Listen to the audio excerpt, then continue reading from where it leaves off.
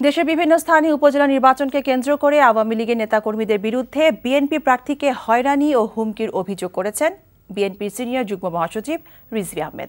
সকালে রাজধানীর নয়াপল্টনে দলের কেন্দ্রীয় কার্যালয়ে এক সংবাদ সম্মেলনে এই অভিযোগ করেন তিনি বলেন, উপজেলা নির্বাচনের ঠিক আগ মুহূর্তে বিএনপির প্রার্থী ও নেতাকর্মীদের হত্যার হুমকি দিচ্ছে আওয়ামী লীগের ভাড়াটে সন্ত্রাসীরা। প্রধান নির্বাচন কমিশনারের এলাকা পটুয়াখালীতেও একই চিত্র। যেখানে নিজ এলাকায় সুষ্ঠু নির্বাচনী পরিবেশ তৈরিতে ব্যর্থ সিইসি, সেখানে পুরো দেশের নির্বাচন যে অবাধ ও সুষ্ঠু হবে না সেটা সহজে অনুমেয় বলে অভিযোগ করেন রিজভী আহমেদ।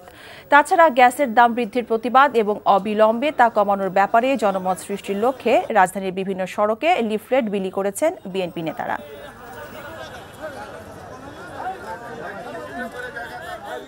বর্তমান প্রধান নির্বাচন কমিশনার সিইসির বাসভবন রাঙ্গাবালী উপজেলা থেকে মাত্র 25 কিলোমিটার দূরে অবস্থিত। নিজ এলাকায় যেখানে নির্বাচনী সহিংসতা বন্ধে সিইসি ব্যর্থ, সেখানে কিভাবে সারা দেশের নির্বাচন তিনি তার কমিশন কন্ট্রোল করবেন, নিয়ন্ত্রণ করবেন, বা তিনি কাঁধে দায়িত্ব নেবেন, এটাই আজকে সবচেয়ে বড় প্রশ্ন।